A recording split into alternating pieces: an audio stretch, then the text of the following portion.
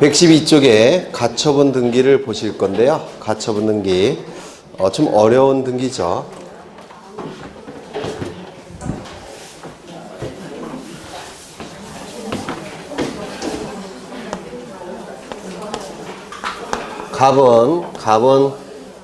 갑은 이 부동산에 대한 소유자이면서 채무자입니다. 갑이 채무자라는 얘기는 어딘가 채권자가 있다는 뜻이죠. 여기 채권자가 이렇게 존재합니다. 이것도 워낙 여러 번 해서 좀 기억하실 것 같은데, 이 채무자는 변제기에 자신의 채무를 자발적으로 변제해야 되죠. 자발적으로 변제하지 않게 되면 채권자는 채무자의 재산에 대해서 강제집행을 통해서 자신의 채권을 만족받고자 할 겁니다. 그런데 강제집행을 하기 위해서는 강제집행할 수 있는 권리의 원천, 집행권한이 필요하죠. 이 집행권한은 판결의 효력이 있는 것들이 집행권한이 돼요. 따라서 판결서가 가장 중요한 집행권한이 될 겁니다. 그래서 판결서가 있어야지 강제집행 들어가서 자신의 채권을 변제받을 수 있을 겁니다. 근데 이 판결서를 만들기 위해서는 A는 법원에 소송을 제기해야 될 겁니다. 이 소송을 본안소송이라고 불러요. 본래의 안건인 소송이라고 해서 본안소송이라고 부릅니다. 판결서를 만드는 소송, 본래의 안건인 소송, 본안소송을 제기합니다. 그런데 이 소송이라는 것은 소가 제기된 시점부터 판결이 확정이 되기까지는 긴 시간이 걸린다고 했죠. 긴 시간이 걸립니다. 짧으면 6개월이겠지만 길면 15년까지도 걸릴 수가 있어요. 이때 중간에 채무자가 자신의 재산을 다른 자에게 처분하게 되면 이 시점부터 소유자가 다른 사람이 돼버리죠. 따라서 판결이 확정이 돼도 소유권이 다른 자에게 넘어가니까 강제 집행할 수가 있습니까? 없습니까? 없게 돼요. 따라서 이 채권자는 본안소송을 제기하면서 채무자가 이 부동산을 다른 자에게 처분을 못하도록 하게 하면서 소송을 제기해야 됩니다. 다른 자에게 처분을 못하도록 하는 것은 갑이 이 재산을 가지고 있도록 하는 겁니다. 이것을 보전소송이라고 불러요. 이 보전소송은 두 가지가 있을 텐데, 첫 번째 가압류 신청, 두 번째 처분금지 가처분 신청, 이렇게 두 가지 종류의 보전소송이라는 게 있습니다. 가압류 신청, 처분금지, 가처분 신청, 이렇게 두 가지 종류가 있는데요. 이 두 개의 차이점은 뭐라고 그랬죠? 그렇죠. 이 채권자가 가진 채권이 금전 채권일 때는 가압류를 신청하는 것이고, 그 다음에 채권자가 가진 채권이 금전 이외의 채권일 때는 처분금지, 가처분을 신청하는 겁니다. 이게 출제가 된 적이 있어요. 이때 이 가압류 채권자는 강제 집행하는 방법은 뭐냐면 강제 경매 절차로 넘기는 겁니다. 강제 경매 절차로 넘어가면 경락대금이 나오겠죠. 이걸 매수대금 이렇게 얘기하는데, 매수대금, 매각대금. 그 매각대금으로부터 순위에 맞춰서 자신의 채권을 강제로 변제를 받는 겁니다. 그 다음에 이 가압류 채권자는 금전 채권자니까 경매 절차를 통해서 매각대금으로부터 변제를 받겠지만, 이 가처분 채권자는 이걸 생략해서 보통 가처분 이렇게 부르는데, 이 가처분 채권자는 금전 채권이 아니죠. 따라서 경매 절차로 넘겨봤자 돈으로 배당을 받아갈 수는 없습니다. 맞아요. 그래서 이 가처분 채권자는 강제 집행하는 방법은 권리를 강제로 뺏어오는 겁니다. 부동산일 때는 등기를 강제로 뺏어오는 거예요. 이게 가처분 채권자가 강제 집행하는 방법입니다. 이렇게 둘로 나눠지게 됩니다. 이때 이 보전소송을 제기할 텐데, 가압류나 가처분을 신청하게 될 텐데, 이 보전소송은 다른 자에게 처분하기 전에 후딱 결정이 돼야 되겠죠. 그래서 긴급성을 요하니까 이 가압류 가처분은, 보전소송은 금방 결정이 나옵니다. 보통 2, 3일이면 결정이 나오게 돼요. 결정이 됐다면 이제 공시가 돼야 되니까 등기소에 어떻게 합니까? 촉탁을 하겠죠. 등기소에 촉탁하는 등기입니다. 뭐라고 자꾸 출제하려면 가압류 가처분 등기는 채권자가 신청하는 등기다, 이렇게 출제합니다. 이 가압류 가처분 자체는 누구에게 신청합니까? 법원에게 신청해요. 이거는 등기를 신청하는 것 아니죠. 가압류 결정, 가처분 결정을 법원에 신청하는 겁니다. 등기는 누가 하는 겁니까? 법원의 촉탁에 의해서 이루어지는 겁니다. 맞아요. 그래서 가압류 결정, 가처분 결정 신청은 법원에 하는 거지만 가압류 등기, 가처분 등기는 법원의 촉탁에 의해서 이루어지는 등기입니다. 그렇다면 말소도 어떻게 될까요? 법원의 촉탁. 말세복도 법원의 촉탁에 의해서 이루어지게 됩니다. 되셨을까요? 그러면 가압류 가처분 등기가 촉탁이 됐다면 등기소는 가압류 가처분 등기를 해야 되는데 만약에 이 부동산이 미등기 상태라고 한다면 등기부가 없기 때문에 가압류 가처분 등기를 못 해주겠죠. 이때는 어떻게 해야 됩니까? 등기소는 먼저 직권으로 보전 등기를 해서 등기부를 만든 다음에 두 번째 뭘 해야 됩니까? 가압류 가처분 등기를 실행해야 될 겁니다.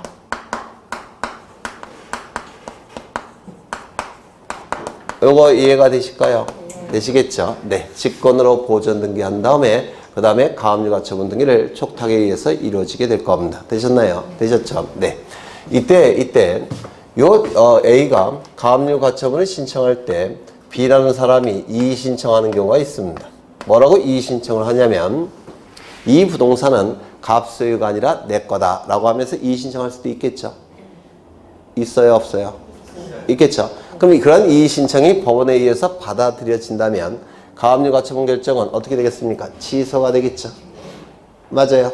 이의 신청이 받아들여진다면 그럼 가압류 가처분 결정이 취소 결정이 나오면 등기소에 이제 뭘 하겠습니까? 요 가압류 가처분 등기를 말소를 촉탁하겠죠. 맞아요. 그러면 이의 신청이 받아들여져서 가압류 결정이 취소 결정이 났고 취소 결정에 의해서 가압류 가처분 등기가 말소 등기가 촉탁이 된다면 이 등기 말소가 될 겁니다. 그럼 이 등기가 말소가 될 때 이것도 말소시킬까요? 내버려 둘까요? 내버려 둡니다. 왜냐면 부동산이 있을 때 등기부가 있는 것이 정상이기 때문에 그래요. 그래서 가압류 가처분 등기 말소 촉탁이 있다고 하더라도 직권으로 이루어진 보전 등기는 말소하지 않습니다. 등기부는 존치시켜야 됩니다. 되셨을까요? 그러면 이제 이때 이 가압류 가처분 등기는 채무자가 그 소유권을 다른 자에게 처분을 못하도록 하는 등기가 가압류 가처분 등기죠. 맞아요. 그러면 이 채권자 명의의 가압류 가처분 등기는 갑구해야 할까요? 을구해야 할까요? 네. 이때 채권자가 가진 이 채권을 기준으로 해서 갑구을구가 결정이 되는 것이 아니라 제한되는 권리를 기준으로 해서 갑구을구가 결정이 됩니다. 그럼 이건 소유권에 관한 가압류 가처분 등기죠. 그럼 갑구일까요? 을구일까요? 갑구. 소유권에 대한 가압류 가처분 등기가 되니까 갑구가 될 겁니다. 그렇다면 전세권에 대한 가압류 가처분 등기라고 한다면 갑구일까요? 을구일까요? 을구. 그러면 소유권에 대한 가압류 가처분 등기는 갑구가 될 테고 소유권자로부터 첫 번째 도출된 등기죠. 주등기일까요? 부기등기일까요? 주등기. 소유권에 대한 가압류 가처분 등기는 갑구고 주등기입니다. 그러면 전세권에 대한 가압류 가처분 등기는 을구라고 했죠. 그러면 주등기일까요? 부기등기일까요? 전세권에 대한 가압류 가처분 등기니까 소유권자로부터는 전세권 첫 번째, 가압류 가처분 등기 두 번째. 무슨 등기? 부기등기. 소유권 이외의 권리에 관한 가압류 가처분 등기는 당연히 부기등기입니다. 되셨을까요? 네. 그런 것들을 이제 기억해 두셔야 되는데 이러한 가압류 가처분 등기가 실행이 됐다면 여기에 처분 금지라는 용어는 쓰여져 있지만 금지의 의미는 있다고 했습니까? 없다고 했습니까? 없다라고 했습니다. 왜냐하면 A가 승소 판결을 받는다는 보장이 없어요. 승소 판결을 받는다는 보장이 없는 상태에서 이걸 금지시켜버리면 A가 패소 판결을 받았을 때 갑에게는 너무 큰 손실이 발생합니다. 따라서 이 가압류 가처분 등기가 실행이 됐다고 하더라도 처분하는 것이 금지되지를 못합니다. 그래서 여기 제한이라는 표현을 쓰는 거예요. 처분 권능이 제한될 뿐이지 처분 권능을 금지시키는 건 아닙니다. 따라서 가압류 가처분 등기가 실행이 됐다고 하더라도 요 을은 등기를 갖출 수 있을까요? 없을까요? 있습니다. 그리고 권리를 취득할 수가 있습니다. 이거 요즘 자주 출제가 되니까 기억해 두셔야 돼요. 가압류 가처분 등기가 실행이 됐다고 해서 처분 권능이 금지되는 건 아닙니다. 단지 제한을 받을 뿐입니다. 그래서 이 을은 권리를 취득을 하게 됩니다. 그러면 이 시점부터 을이 권리를 취득했죠. 예를 들어서 소유권을 취득했죠. 그리고 본안 소송이 진행이 될 겁니다. 본항인 소송이 진행이 돼서 A 승소 판결이 확정이 됐다는 겁니다. 그러면 A는 강제 집행 들어가겠죠. 가압류 채권자라고 한다면 강제 경매 절차로 넘길 테고, 가처분 채권자라고 한다면 등기를 강제로 뺏어서 권리를 취득할 겁니다. 맞아요. 그렇다면 이때 요 을은 권리를 취득한 요 을은 승소 판결을 받은 요 A에게 강제 집행하는 데 있어서 대항할 수 있습니까? 없습니까? 네? 이미 가압류 가처분 등기를 통해서 을에게 권리를 상실할지도 모른다는 것을 경고했죠. 따라서 승소 판결을 받은 요 A가 강제 집행 들어갈 때 대항할 수 있다 없다? 없다. 대항할 수가 없습니다. 권리 취득을 주장할 수가 없다는 겁니다. 왜냐면 을의 권리는 A의 권리를 제한하는 의미가 있기 때문에 요 A를 먼저 보호해 줘야 돼요. 그래서 요 을의 권리 취득을 주장할 수가 없습니다. 승소 판결을 받은 자에게. 다만 요 갑에게는 대항할 수 있을까요? 없을까요? 대항할 수 있다 이렇게 얘기합니다. 왜 대항할 수 있냐면 돈을 받아갔으니까. 그렇죠. 그러면 이때 요 대항할 수 있다는 얘기는 손해배상을 청구할 수 있다는 얘기예요. 손해배상을 청구할 수 있다는 뜻입니다. 그러면 이때 병의 권리 취득은 상대에 따라서 달라지죠. 상대에 따라서 달라지는 이유는 요 가압류 가처분 등기가 실행이 됐기 때문에 상대에 따라서 권리 취득 여부가 달라지는 겁니다. 맞아요. 따라서 이 가압류 가처분 등기의 처분 제한의 효력은 상대적 효력이 있다 이렇게 얘기합니다. 이것도 한번 출제가 된 적이 있어요. 상대에 따라서 권리 취득이 달라진다고 해서 이 처분 제한 등기 효력은 상대적 효력이 있다 이렇게 표현합니다. 이게 통설 판례예요. 되셨을까요? 되셨어요? 안 되셨어요? 네. 되셨죠? 네.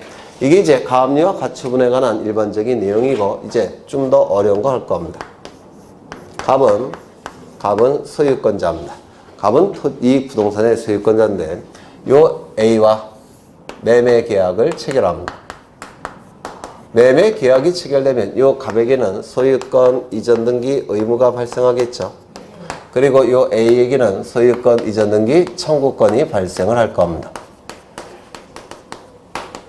그러면 요 의무를 이행기에 이행하는 것이 바로 등기를 신청하는 겁니다. 매수인과 같이.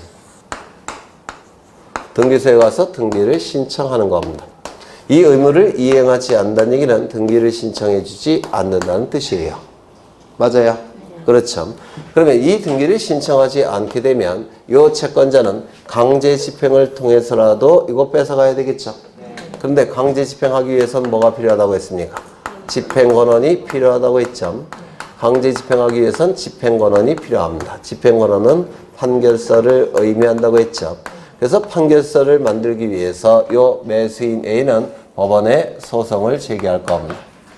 이걸 본안소송이라고 불렀습니다. 그래서 이 소송은 소유권 이전 등기에 관한 소송이 될 거예요. 그런데 이 소송이라는 것은 소가 제기된 시점부터 판결이 확정이 되기까지 긴 시간이 걸린다고 했죠. 따라서 중간에 채무자가 그 소유 부동산을 다른 자에게 처분한다면 승소 판결을 받았을 때 소유권이 다른 자에게 넘어가기 때문에 이때 강제 집행 들어갈 수 있습니까? 없습니까? 없게 돼요. 따라서 본안소송을 제기하면서 다른 자에게 처분을 못하도록 해야 될 겁니다. 이를 보전소송이라고 불렀죠. 이때 가압류 가처분이 있을 텐데 채권자가 가진 채권이 금전 이외의 채권이니까 보전소송으로 가압류 신청을 하는 게 아니라 처분금지 가처분을 신청하게 될 겁니다. 맞습니까? 그래서 처분금지 가처분을 보전소송으로 신청하게 될 겁니다. 그런데 이건 긴급성을 요하기 때문에 법원은 금방 결정을 해준다고 했죠. 결정이 됐으면 등기를 해야 되니까 등기소에 촉탁을 한다라고 했습니다. 되셨을까요? 네. 촉탁이 이루어지면 이 등기소는 가처분 등기를 시행하겠죠. 미등기라고 한다면 직권으로 보전 등기한 다음에 가압류 가처분 등기를 시행할 겁니다.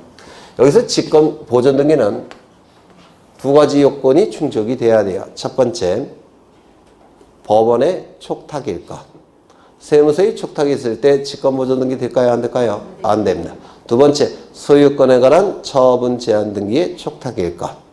따라서 소유권 이외의 권리, 예를 들어서 임차권에 관한 처분 제한 등기의 축탁이 있을 때는 가압류 가처분 등기는, 직권보조 등기는 이루어지지 않습니다. 두 가지 요건이 충족이 될 때만 직권보조 등기가 가능해요. 다시요. 소유권에 관한 법원의 처분 제한 등기 촉탁이 있을 때만 직권보조 등기가 가능합니다. 이때 이 등기서는 이제 뭐라 하겠습니까? 가처분 등기를 시행하겠죠. 그렇죠. 그래서 이 부동산에 대해서, 즉, 요 소유권에 대해서 처분금지 가처분 등기가 법원의 촉탁에 의해서 실행이 될 겁니다. 이거는 갑구에 하겠죠. 소유권에 대한 가처분 등기니까 갑구. 주등기, 부기등기, 주등기. 그렇죠. A의 이름으로 등기가 이루어지게 될 겁니다. 그런데 등기부에서는 이걸 생략해요. 그래서 가처분 A 이렇게 등기가 됩니다. 등기부에서는 생략을 하니까. 그러면 이 등기가 실행이 됐다고 해서 처분하는 것이 금지된다고 했습니까? 금지되지 않는다고 했습니까? 금지되지 않는다고 했죠. 꼭 기억하셔야 돼요. 따라서 매매계약 체결할 수가 있고, 그리고 소유권 이전 등기가 이루어지게 될 겁니다. 그러면 을은 소유권을 취득하게 될 겁니다. 소유권을 취득하게 될 거예요. 이 시점부터 을은 소유자가 될 겁니다. 그리고 이 시점에 A가 승소 판결을 받았고 그 판결이 확정이 되게 되면 이때 A를 뭐라고 부르냐? 승소한 등기권리자라고 부릅니다. 승소한 등기권리자는 판결서를 가지고 등기를 단독으로 신청할 수 있습니까? 있겠죠. 그래서 이 승소한 등기권리자의 판결에 의한 등기 신청을 우리 민사집행법에서는 강제집행한다 이렇게 얘기하는 겁니다. 그래서 민사집행법상의 강제집행을 우리 등기법에서는 승소한 등기권리자의 판결에 의한 등기 신청 이렇게 부르는 거예요. 내용이 같은 겁니다. 무슨 말인지 아시겠죠? 그러면 단독 신청을 통해서 이제 등기가 넘어갈 겁니다. 누구의 이름으로? 가처분 채권자의 이름으로. 이렇게 등기가 실행이 될 겁니다. 그러면 이때 이 등기는 판결에 의한 등기 신청이니까 당연히 뭐가 되죠? 단독 신청. 맞아요. 단독 신청을 하게 될 겁니다. 그런데 단독 신청을 통해서 A명의 등기가 됐다면 이때 A는 제때 권리를 취득한 겁니까? 제때 취득 못한 거죠. 강제 집행을 통해서 강제로 취득한 것이죠. 맞아요. 그러면 늦게 취득했으니까 A는 요 갑에게 손해배상 청구할 수 있을까요? 없을까요? 있겠죠. 손해배상 금액을 줄이기 위해서는 요 갑은 요 A가 판결서를 가지고 등기를 강제로 신청할 때까지 기다릴 필요 없이 그 전에 후딱 해줘야 되겠죠. 그러기 위해서는 요 갑이 A와 등기소에 가서 등기를 후딱 해주는 경우도 있어요. 손해배상 금액을 줄이기 위해서. 따라서 이 등기는 단독 신청도 가능하지만 공동 신청도 가능하다 이렇게 얘기합니다. 그래서 판결서를 가지고 등기를 후딱 하기 전에 갑이 손해배상 금액을 줄이기 위해서 자발적으로 같이 등기해 줄 수도 있다는 겁니다. 공동신청이 가능하다라고 얘기합니다. 그러면 하나의 부동산에 대해서 소유권자가 둘이 존재할 수는 없죠. 이 을명의 등기는 요 A의 권리를 침해하는 등기예요. 맞아요. 따라서 이 등기는 어떻게 돼야 될까요? 말소 등기를 해야 될 겁니다. 이 말소 등기는 A가 신청을 하는 겁니다. 판결서를 가지고 신청하는 거예요. 즉 직권 말소가 아니라 단독 신청을 통해서 말소합니다. 단독 신청을 통해서 말소하는 등기지 직권 말소가 아닙니다. 이게 가등기일 때는 직권 말소예요. 하지만 이게 가처분 등기일 때는 단독 신청 말소. 이거 구별하셔야 된다고 했죠. 이 두 개의 등기는 어떻게 이루어진다고요? 동시 신청. 동시 신청이 되면 등기관은 먼저 말소 등기를 합니다. 따라서 을명의 등기를 말소시켜요. 그 다음에 말소 등기가 됐으니까 이제 요 등기를 실행합니다. 실행한 다음에 요 A명의 등기가 실행이 됐으니까 A명의 가처분 등기는 필요 없다는 것을 등기관이 알까요? 모를까요? 알겠죠. 따라서 이 가처분 등기는 등기관이 직권으로 말소하는 겁니다. 이건 예외예요. 예외. 원칙은 가처분 등기는 어떻게 말소한다고요? 촉탁 말소입니다. 다만 이건 예외적으로 어떻게 말소한다고요? 직권 말소예요. 그러면 만약에 을명의 등기가 소유권 이전 등기가 아니라 가처분 등기라고 한다면 또는 가압류 등기라고 한다면 이거는 어떻게 말소가 될까요? 요 을명의 등기가 네. 네. 눈동자를 조금 밑으로 내려보시죠. 조금만. 어떻게 말소된다고요? 네? 단독 신청 말소입니다. 단독 신청 써 있잖아요. 그렇죠? 그래서 이 가압류 가처분 등기는 원칙이 촉탁 말소고 예외적으로 직권 말소하는 경우도 있고 요 을명의 등기가 소유권 이전 등기가 아니라 가압류 가처분 등기라고 한다면 이거는 어떻게 말소한다고요? 단독 신청 말소입니다. 그래서 그때마다 다른 겁니다. 여기 그때마다 어려우셔요? 아니 다시요. 이건 좀 기억해 두시죠. 가압류 가처분 등기는 촉탁에 의한 등기니까 말소도 촉탁이 원칙이에요. 다만 직권으로 말소하는 경우도 있고 단독 신청을 통해서 말소하는 경우도 있는 겁니다. 이건 예외예요. 예외. 특히 요거는 좀 암기하셔야 됩니다. 이거는 암기하셔야 돼요. 여기까지 되셨을까요? 되셨죠? 이거 여러 번 한 건데 이거 제가 쳤는데 7번째 하고 있어요. 두 번째 갑은 A와 매매 계약을 체결합니다. 그런데 매도인이 누구냐면 A예요. 이럴 수도 있겠죠. A와 갑이 매매 계약을 체결합니다. 그리고 갑의 이름으로 소유권 이전 등기를 해줍니다. 얘가 매수인입니다. 매수인. 그런데 이 매매 계약 안에는 물권행위가 있겠죠. 이때 매매 계약이 무효 취소 해제가 돼버리면 물권행위도 같이 실효가 되죠. 그러면 소유권은 자동적으로 복귀할 겁니다. 누구에게로? A에게로. 따라서 이 갑은 이 소유권 이전 등기를 말소해야 될 의무가 있겠죠. 그리고 요 A에게는 소유권 이전 등기 말소 청구권이 있겠습니까? 있겠죠. 그래서 이 둘이 등기소에 가서 공동으로 말소 등기를 신청해야 될 겁니다. 그런데 이 갑이 말소 의무를 이행하지 않습니다. 그럼 말소 등기를 신청하지 않는다는 뜻이죠. 그렇다면 강제 집행을 통해서라도 이거 말소시켜야 되겠죠. 맞아요. 그러면 강제 집행하기 위해서는 뭐가 필요할까요? 강제 집행할 수 있는 권리의 원천이 필요하겠죠. 권리의 원천은 뭡니까? 판결서. 이거 지금 못 외우고 계실 것 같아서 또 하는 거예요. 그럼 판결서를 만들기 위해서 A는 법원에 소송을 제기하겠죠. 이때 이 소송은 말소 등기에 관한 소송이 될 겁니다. 맞아요. 이 소송은 소가 제기된 시점부터 판결이 확정이 되기까지 긴 시간이 걸리죠. 그러면 이 기간 동안에는 누구의 이름으로 등기가 되어 있습니까? 갑의 이름으로 등기가 된 상태죠. 그럼 중간에 갑이 자신의 이름으로 등기가 됐던 걸 이용해서 다른 자에게 처분할 가능성이 있습니까? 있죠. 그러면 이 갑이 다른 자에게 처분을 못하도록 하기 위해서 무슨 소송을 같이 제기한다고요? 보전소송. 맞죠? 이 보전소송은 가압류 가처분이 있는데 이때 A가 가진 채권은 금전입니까? 아닙니까? 아니죠. 따라서 보전소송으로 무엇을 신청합니까? 처분금지 가처분을 신청하는 겁니다. 이거는 금방 결정을 해준다고 했죠. 결정이 됐다면 이제 등기소에 촉탁을 하게 될 겁니다. 맞습니까? 그러면 이때 소유권, 요 갑의 이름으로 된 소유권 이전 등기에 대해서 처분금지 가처분 등기가 실행이 될 겁니다.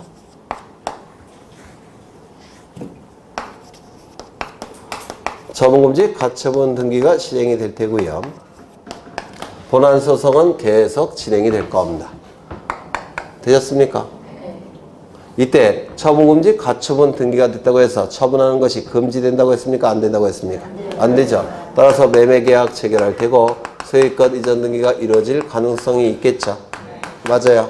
이때 권리를 취득하지는 못해요. 왜냐하면 무권리자이기 때문에.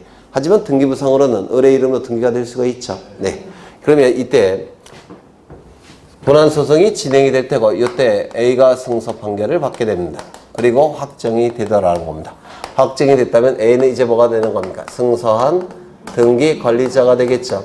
등기 관리자로서 이 등기를 어떻게 할 수 있습니까? 단독으로 신청할 수가 있습니다. 단독으로 신청해서 등기가 이루어지면 무슨 등기가 이루어질까요? 소유권 이전 등기에 말소 등기가 이루어지겠죠.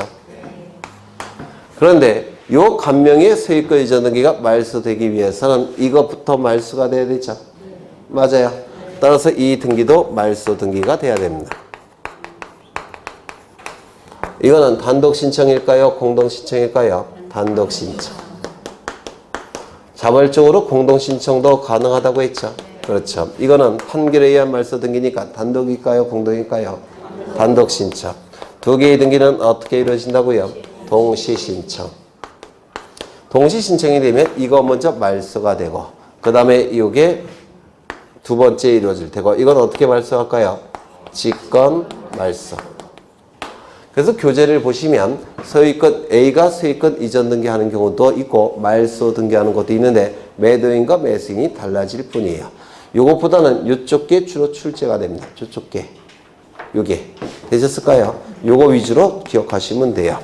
그래서 A는 소유권 이전 등기하는 경우도 있고 말소 등기하는 경우도 있습니다. 책을 보시면 말소 등기하는 용어가 나옵니다. 그러면 이건 좀 무시하고 이쪽 것만 보시면 되는데요. 이때 매매 계약이 아니라 매매가 아니라 A와 갑 사이에 지상권 설정 계약을 체결을 했다는 겁니다.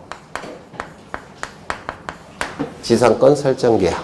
그러면 이 A가 취득하는 권리는 지상권 설정 등기 청구권을 취득하겠죠. 맞아요. 지상권 설정 등기 청구권을 취득할 겁니다. 그러면 여기서는 당연히 무슨 등기가 될까요? 지상권 설정 등기가 되겠죠. 맞아요. 그러면 여기에는 전세권 등기가 되어 있다는 겁니다.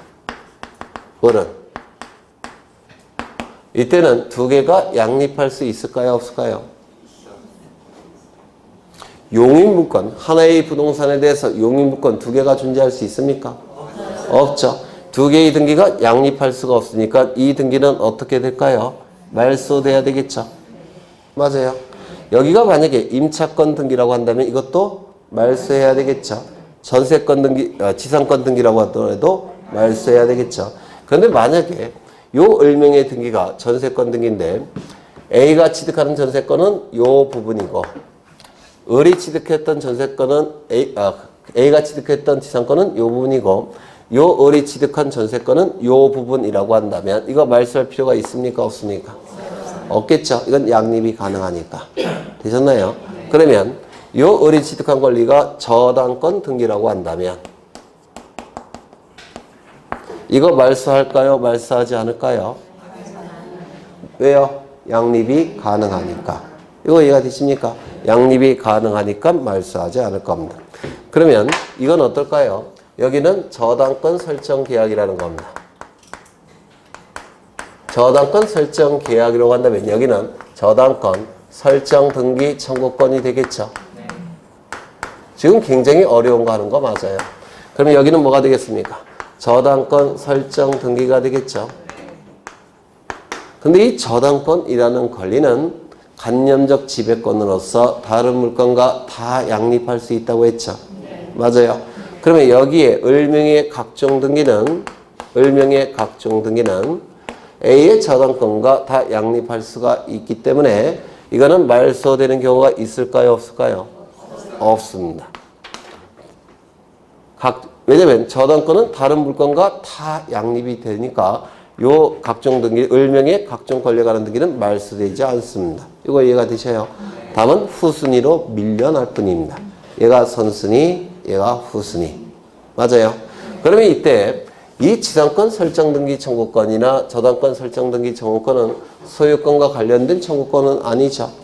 이걸 뭐라고 부르냐면 가처분 등기를 통해서 보존되는 권리, 피보존 권리라고 하는데 피보존 권리가 지상권 설정 등기 청구권, 저당권 설정 등기 청구권일 때 이 가처분 등기는 을 구애하는 걸까요? 갑 구애하는 걸까요? 을구. 그런데 이 갑구 을구가 결정이 되는 것은 피보존 권리로 결정하는 게 아니에요. 제한을 받는 권리를 기준으로 결정을 하는 겁니다. 따라서 이 피보존 권리가 지상권 설정 등기 청구권, 저당권 설정 등기 청구권일지라도 제한을 이걸 기준으로 결정하는 것이 아니라 제한을 받는 권리를 기준으로 결정하는 거라서 갑구에 할까요? 을구에 할까요? 갑구에 하는 겁니다. 제한되는 권리를 기준으로 하는 겁니다. 되셨나요? 네. 이게 기준이 아니라 이게 기준이라는 겁니다. 되셨죠? 네. 그럼 이제 이게 이제 아주 어렵게 출제가 될 때 이게 출제가 될 수가 있는 겁니다. 양립할 수 있느냐 없느냐. 그럼 이제 하나만 더 보면 다 끝나요. 다 했던 거예요.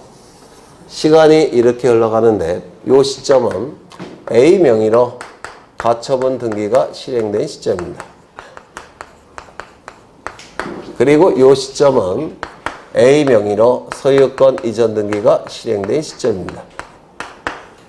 그러면 이 중간에 이루어진 등기, 즉 을명의 등기는 어떻게 된다고 했죠? 말소시킨다고 했죠? 이것과 양립할 수 없으니까. 맞아요. 이건 어떻게 말소가 됩니까? 또 직권이에요. 단독 신청 말소. 판결에 의한 말소니까. 그렇죠. 단독 신청을 통해서 말소하는 겁니다. 단독 신청을 통해서 말소가 이루어집니다. 그럼 여기 들어가 있는 등기들은 그 등기가 무슨 등기건 원칙적으로 다 뭐라고요? 단독 신청 말소. 여기에 을명의로 가압류 가처분 등기가 되어 있어도 이거는 단독 신청 말소예요. 맞아요. 각종 등기는 다 각 단독 신청을 통해서 말소하는 겁니다. 다만 몇 가지 예외가 있다는 겁니다. 첫 번째, 강제경매 개시결정 등기.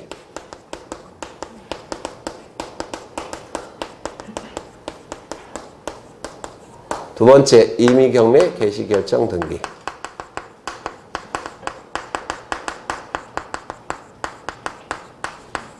그 다음에 임차권 등기. 요 임차권 등기는 두 가지가 있어요. 임대인이 해주는 임차권 설정 등기. 이건 공동신청이고요. 설정이라는 단어가 없으면 우리 등기법에서는 임차권 등기 명령에 의한 임차권 등기를 의미합니다. 이건 임차권 등기 명령에 의한 임차권 등기를 얘기할 텐데요. 원칙은 중간에 이루어진 이러한 등기들은 다 어떻게 되는 겁니까? 단독 신청을 통해서 말소하는 거죠. 맞아요. 가압류 가처분 등기도 단독 신청을 통해서 말소하는 겁니다. 원칙은 다 단독 신청 말소예요. 그런데 이 강제금매 개시결정 등기는 이 자체로만 등기부에 기록되지 않고 이것과 세트를 이루는 등기가 따로 있습니다. 그게 뭐냐면 가압류 등기입니다. 그래서 이 강제금매 개시결정 등기는 이게 하나의 세트로 움직이는 겁니다. 세트로 움직이게 돼요. 이것만 등기부에 기록되는 경우가 없다는 겁니다. 그 다음에 이 임의경매 개시결정 등기는 이것만 등기부에 기록되는 게 아니라 저당권 등기, 전세권 등기, 담보가등기 이런 등기와 세트를 이루는 게 임의경매 개시결정 등기예요. 요게 그렇다면 이 등기가 만약에 가처분 등기 이후에 이루어졌다면 이것도 단독 신청을 통해서 말소하겠죠. 그러면 이것도 단독 신청을 통해서 말소하는 건 당연합니다. 맞아요. 그런데 이 가압류 등기, 전세권, 저당권, 담보가 등기가 가처분 등기보다 선순위자이더라는 겁니다. 선순위. 그러면 이거는 단독 신청을 통해서 말소할 수 있습니까? 없습니까? 없어요. 왜? 가처분 채권자보다 선순위니까. 맞죠? 그러면 이걸 단독 신청을 통해서 말소할 수 없는데 이걸 단독 신청을 통해서 말소시킬 수 있을까요? 없습니다. 이게 살아있는데 이것만 말소될 수는 없어요. 세트로 움직이니까. 따라서 가처분 등기 이전에 이루어진 가압류 등기에 기초한 가처분 등기 이후에 이루어진 강제경매 개시결정 등기, 가처분 등기 이전에 이루어진 저당권, 전세권, 담보가 등기에 기초한 가처분 등기 이후에 이루어진 임의경매 개시결정 등기, 이런 등기는 단독 신청을 통해서 말소할 수 있다 없다? 없다. 기억나실까요? 이전에 했던 건데 임차권 등기는 원칙적으로 단독 신청을 통해서 말소할 수 있겠지만 가처분 채권자 A에게 대항할 수 있는 임차권 등기라고 한다면 이때 단독 신청을 통해서 말소할 수 있겠습니까? 없을 겁니다. 이게 의미하는 바는 뭐냐면요. 가처분 등기 이전에 점유와 주민등록을 갖춰서 이미 대항력이 발생했다는 겁니다.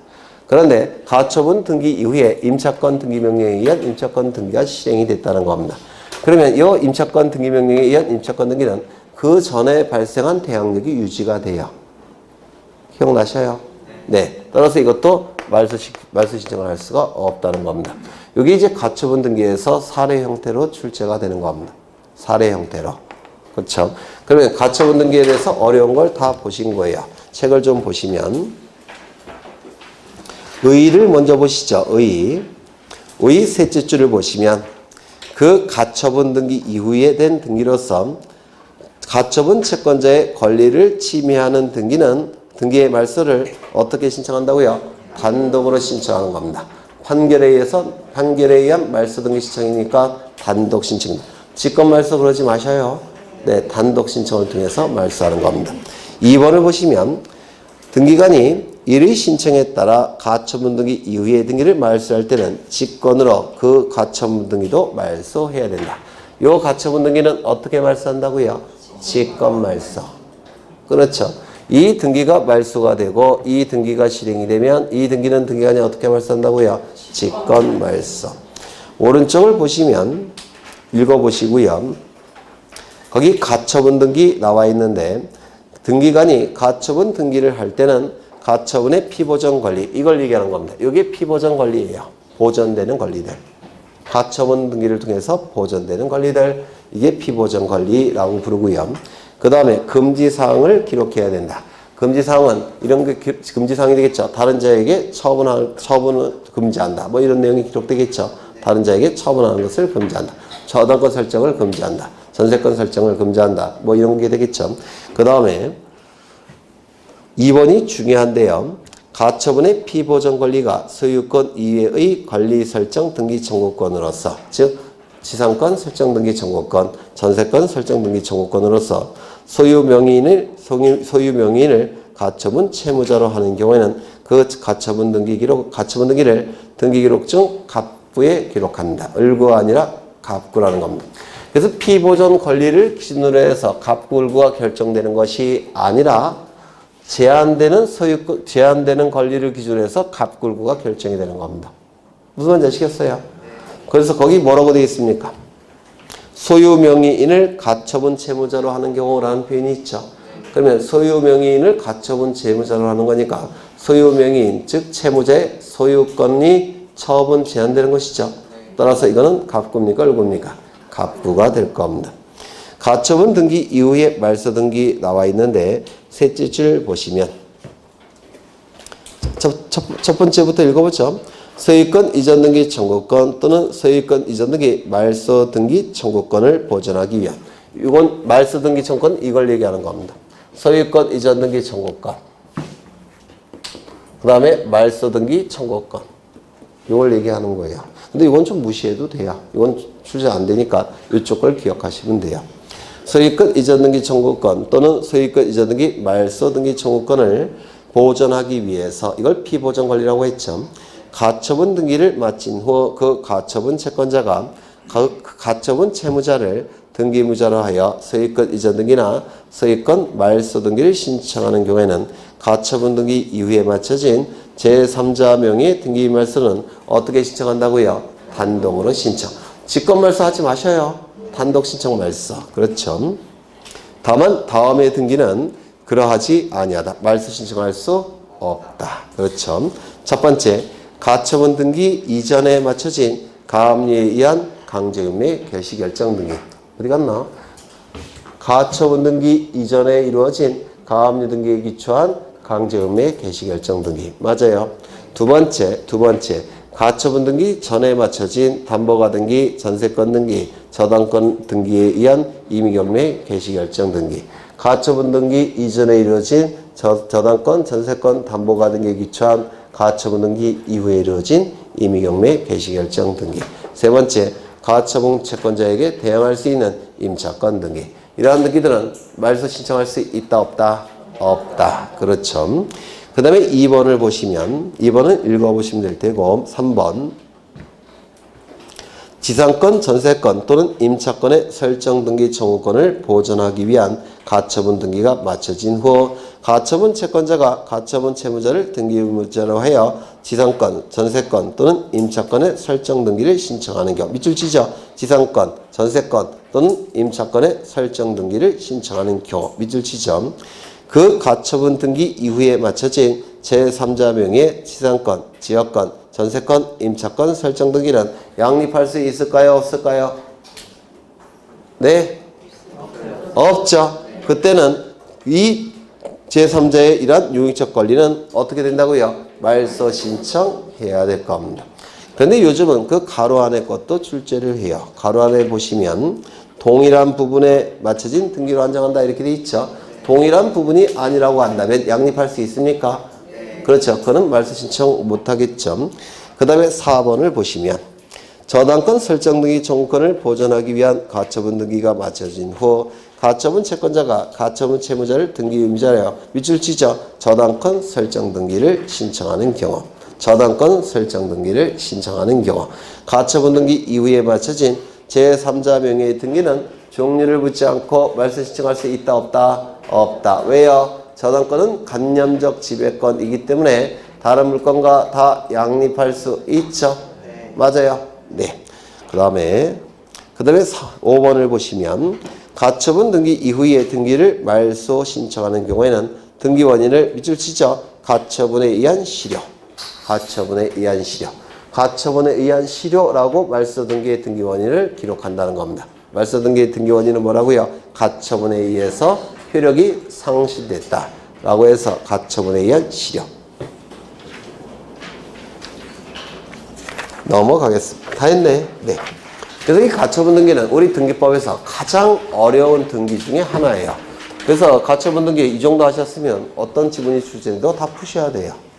이게. 그러면 이제 다음 거 넘어가시는데 이제 또 만만치 않은 게 나오죠. 강공서의 촉탁 등기. 이 강공서의 촉탁 등기는 먼저 촉탁의 개념을 먼저 아셔야 되겠죠. 공권력의 객체인 일반 국민이 공권력의 주체인 국가기관에게 등기를 요구할 때는 신청이라는 용어를 썼죠. 그런데 공권력의 주체인 국가기관이 또 다른 공권력의 주체인 국가기관이 등기소에 등기를 요구할 때는 그때는 촉탁이라는 용어를 썼죠. 등기를 요구한다는 점에서는 똑같기 때문에 신청에 관한 규정은 촉탁에도 준용된다고 했는데 기억나십니까?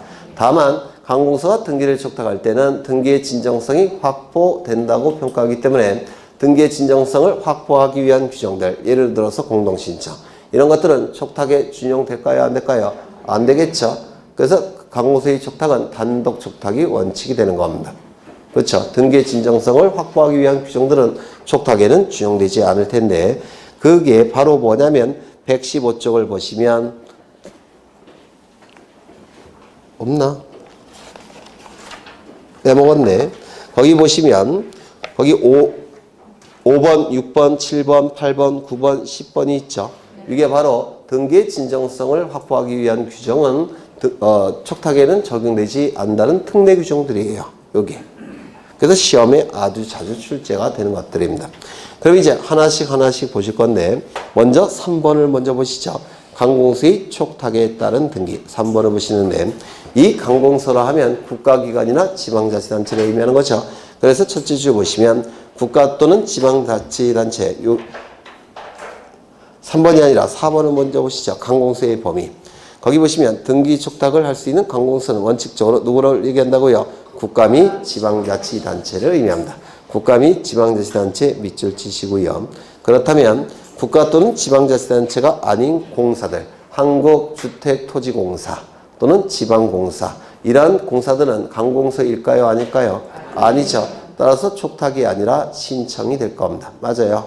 그런데 특별법에 의해서 공권력을 인정하는 경우가 있습니다. 특별법에 의해서 공사에게 공권력을 인정하게 되면 이때는 신청일까요? 촉탁일까요? 그때는 촉탁이 되겠죠. 이때 강공서가 등기를 촉탁할 때는 이때는 등기의 진정성이 확보가 되니까 진정성과 관련된 규정들은 촉탁에는 준용되지 않는다고 했죠. 맞아요. 그 중에 하나가 공동신청이에요. 공동신청은 등기의 진정성을 확보하기 위해서 등기가 이루어짐으로 인해서 권리를 상실하여 불이익이 발생하는 등기 의무자를 등기신청 절차에 참여시켜서 등기관리자와 같이 등기를 신청하는 게 공동신청이죠. 그런데 강공서가 등기를 촉탁할 때는 이때는 등기 진정성이 확보가 됐다고 평가하니까 강공서가 등기 의무자건 등기 관리자건 무조건 단독 촉탁입니다. 원칙이 단독 촉탁. 맞아요. 그런데 단독 촉탁 거기 1번을 보시면 국가 또는 3번에 1번 보죠. 3번. 국가 또는 지방자치단체가 등기 관리자인 경우 등기 관리자 밑줄 지시입니다. 국가 또는 지방자치단체는 등기 의무자의 승낙을 받아 등기 의무자의 승낙을 받아 밑줄 지시입니다. 강공서가 등기 관리자로서 등기를 단독으로 촉탁할 때 무대뽀로 단독으로 촉탁하느냐 그건 아니고 뭐가 필요합니까? 등기 의무자의 승낙을 받아서 단독으로 촉탁하는 겁니다. 강공서가 등기 관리자일 때는 등기 의무자의 승낙을 받아 단독으로 촉탁하는 겁니다. 그 다음에 지체 없이 밑줄 쳐두시고요. 2번을 보시면 국가나 지방자치단체가 등기 의무자인 경우 등기 의무자 밑줄 치시고요. 이때 국가나 지방자치단체 즉 강공서가 등기 의무자일 때 무대뽀로 단독 촉탁을 하는 거예요. 그건 아니고 옆에 보시면 등기관리자의 청구에 따라 밑줄 치죠. 등기관리자의 청구에 따라 지체 없이 밑줄. 그래서 등기 의무자일 때도 단독으로 무대뽀로 촉탁하는 건 아니고 뭐가 필요하다고요? 등기관리자의 청구에 따라 청구가 있어야지만 단독으로 촉탁할 수 있다는 겁니다. 경매 절차로 넘어가면 경락인이 소유권 이전 등기를 하죠. 맞아요. 이건 누가 해주는 겁니까? 법원의 촉탁에 의해서 이루어지겠죠. 그럼 법원이 무대뽀로 단독으로 촉탁하느냐? 그건 아니고 경락인이 청구를 하면 법원이 단독으로 촉탁해 주더라는 겁니다. 무슨 말인지 아시겠죠? 네. 이게 다 기출 지문들이에요. 그 다음에 이제 1번을 좀 보실 건데 1번.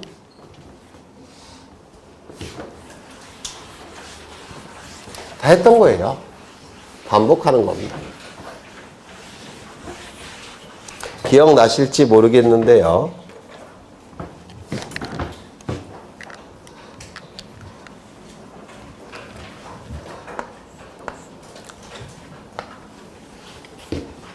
여기에 이러한 부동산이 있고 소유자는 A입니다. A가 소유자예요. 그런데 이 A가 사망을 하게 됩니다. 사망을 하게 되면 이 A를 피상속인이라고 불러요.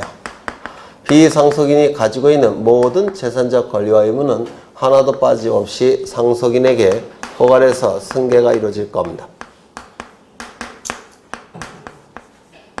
이를 뭐라고 부릅니까? 포괄해서 승계가 이루어지는데 이걸 뭐라고 부른다고요? 상속이라고 부르지 않습니까? 그렇죠. 여기 피상속인이라는 표현을 썼으니까 상속이라고 불러야 돼요. 피상속인이 사망하게 되면 피상속인이 가지고 있는 모든 재산적 권리와 의무는 하나도 빠짐없이 상속인에게 포괄해서 승계가 이루어지는데 이를 상속이라고 부릅니다. 이들의 상속이 이 갑이 소유권을 취득하는 시점은 어느 시점일까요? 상속 개시 시. 맞아요. 또는 피상속인 사망 시가 될 겁니다.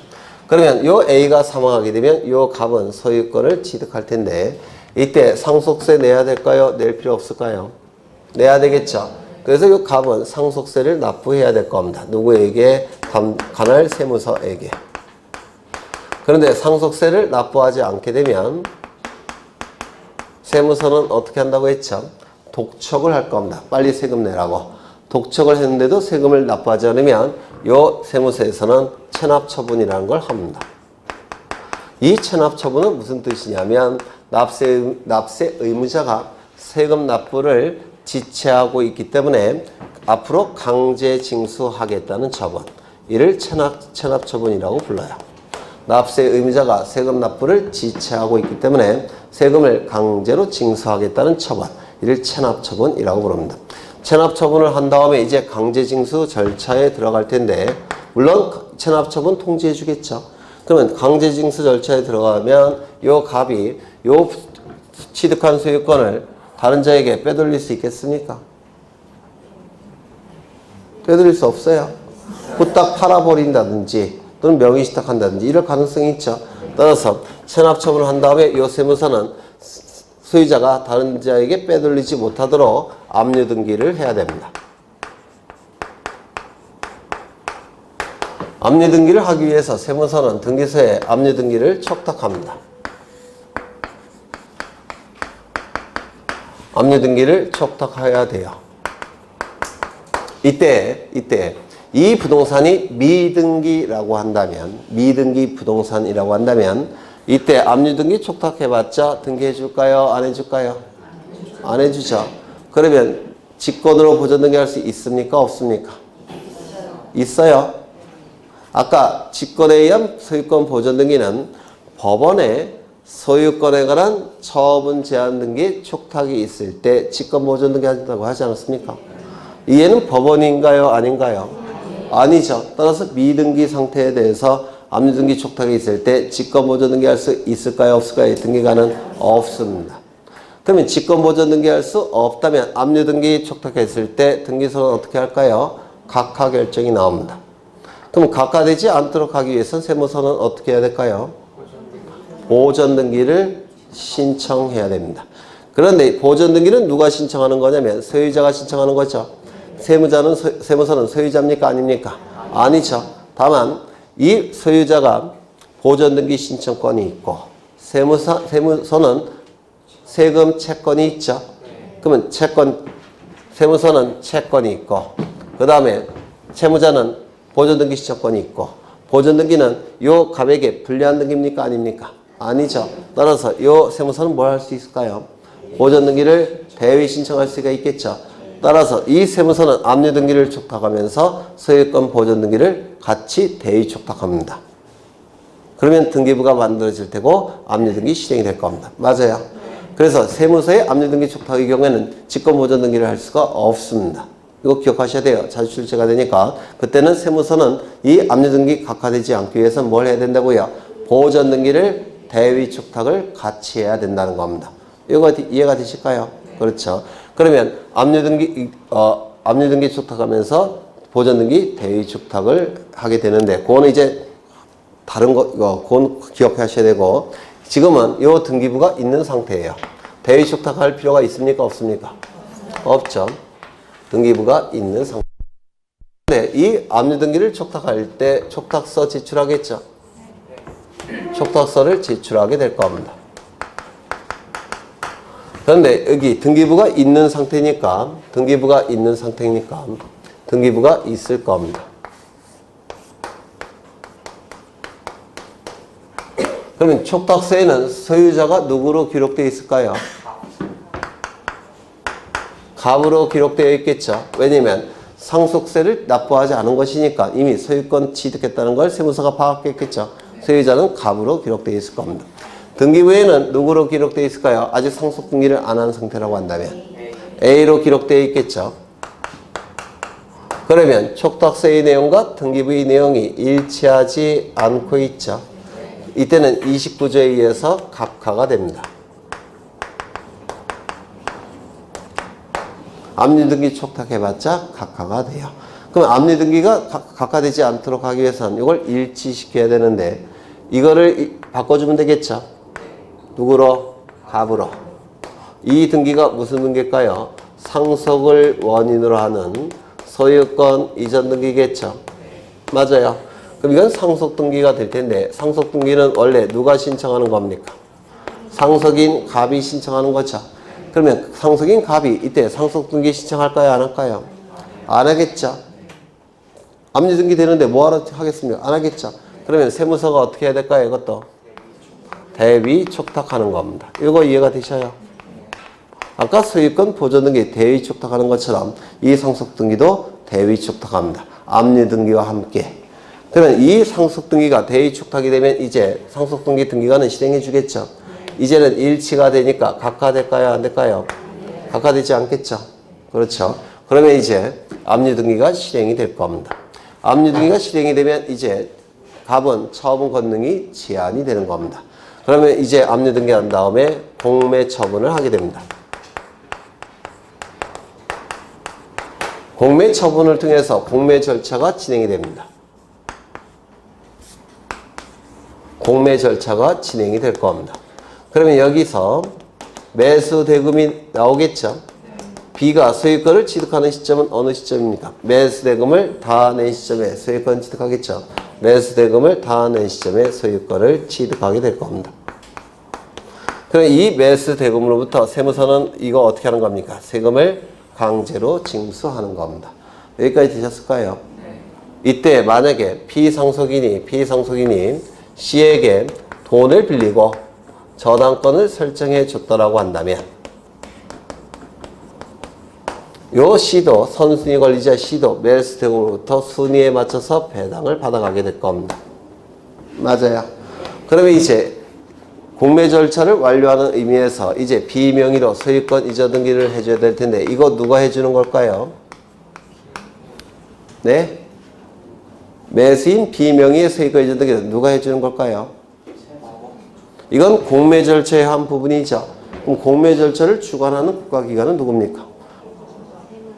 세무서예요. 세무서. 세무서가 공매 절차를 주관해요. 아닌가요? 맞죠? 매각 절차, 경매 절차는 누가 주관합니까? 법원이 주관하는 겁니다. 매각 절차는 법원이 주관하는 것이고 공매 절차는 세무서가 주관을 하는 거예요.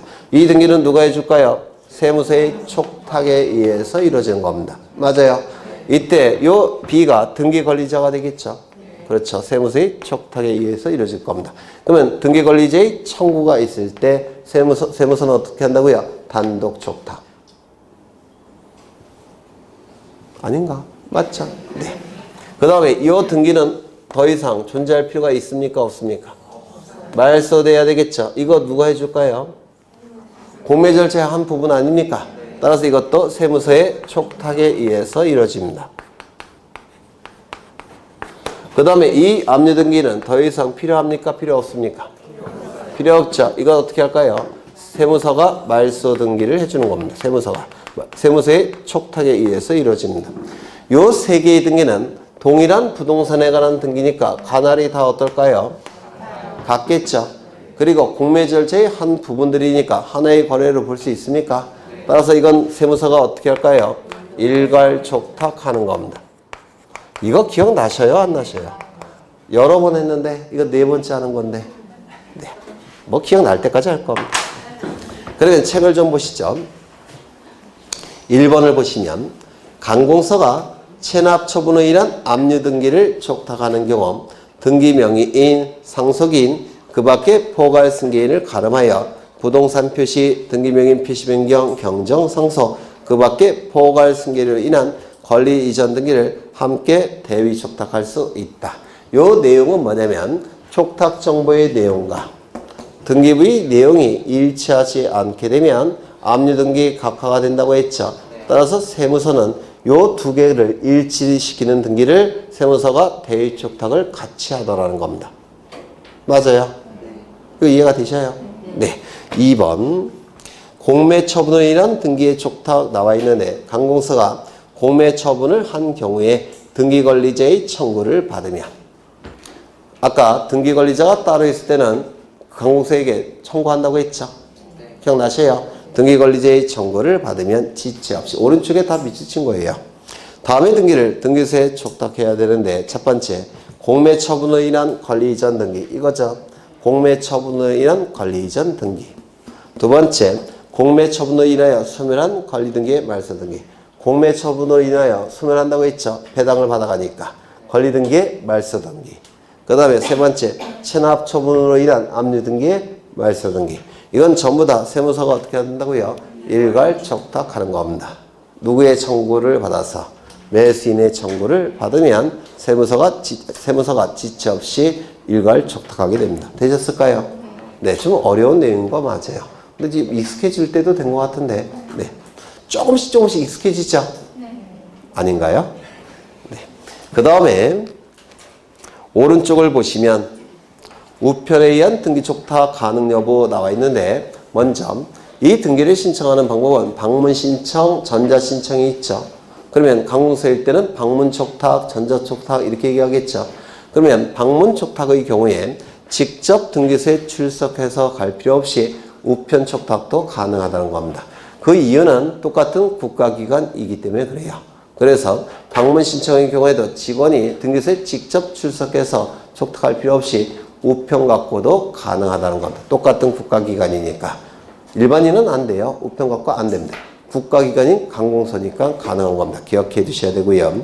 그 다음에 두 번째, 강공서가 단독으로 촉탁하는 건데 자신의 특권적 지위를 포기하고 상대방과 공동 신청이 가능한가? 자신의 특권적 지위를 포기하고 상대방과 공동 신청도 할 수 있다. 이렇게 얘기합니다. 세 번째, 강공서의 등기 촉탁 시 등기부재의 권리에 관한 등기필 정보를 제공해야 되는지 여부. 이 등기필 정보는 무권리자의 처분 행위를 방지하기 위해서 등기의무자가 등기소에 제공하는 게 뭡니까? 등기필 정보죠. 그런데 강공서가 등기의무자일 때 강공서는 거짓의 등기를 신청할 가능성이 있을까요? 없을까요? 없겠죠. 따라서 강공서가 등기를 촉탁할 때는 등기필 정보를 등기소에 제공하지 않습니다. 등기 권리자일 때도 등기필 정보를 제공하지 않아요. 등기의 진정성이 확보가 됐다고 평가하기 때문에 그렇습니다. 그 다음에 등기의무자의 주소를 증명하는 정보 나와 있는데 강공서가 등기를 촉탁할 때 소유권 이전 등기일 때는 등기의무자도 주소 증명 정보를 첨부한다고 했죠. 그때도 이건 강공서일 때는 첨부할 필요가 없다는 겁니다. 그래서 무권리자의 처분행위, 등기 진정성이 확보가 되고 무권리자의 처분행위가 나타날 가능성이 없다고 보기 때문에 주소 증명 정보도 첨부할 필요가 없다는 겁니다. 그 다음에 거기 9번이 가장 중요한데요. 9번.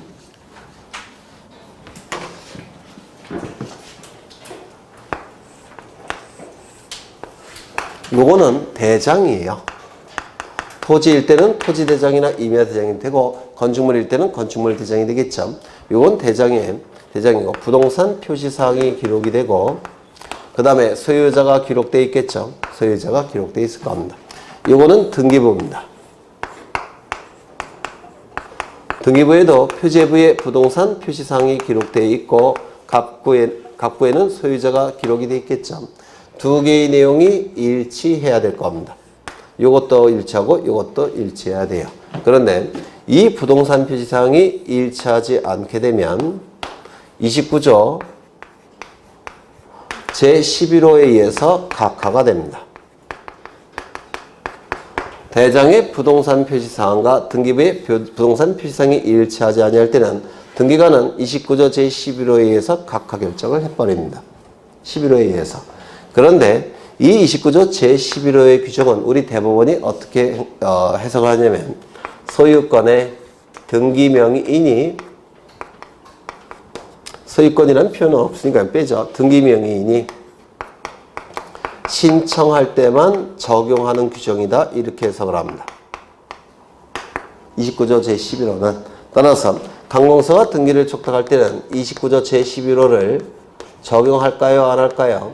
적용하지 않는다. 이렇게 해석을 해요. 그러면 강공서가 등기를 촉탁할 때 대장의 부동산 표시사항과 등기부의 부동산 표시사항이 일치하지 아니한다고 하더라도 등기관은 등기를 수리할까요? 각하할까요? 수리하더라는 겁니다. 그러면 29조 제11호에 위반이 됨에도 불구하고 왜 등기관은 수리를 할까요? 우리 대법원은 강공서의 촉탁의 경우에는 왜 29조 제11호는 적용하지 않는다고 볼까요? 이유가 있지 않겠습니까? 똑같은 국가기관이기 때문에 그래요. 여기 보시면 대장소관청도 국가기관이죠. 등기소도 국가기관이죠. 강공서 촉탁하는 강공서도 뭡니까? 국가기관이죠. 똑같은 국가기관이기 때문에 내부적으로 처리할 수 있다는 겁니다. 따라서 이때는 각하지 않고 등기를 실행하라는 겁니다. 이거 이해가 되실까요? 그렇죠. 그래서 이게 제일 중요한 것 중에 하나예요. 한번 읽어놔 보죠.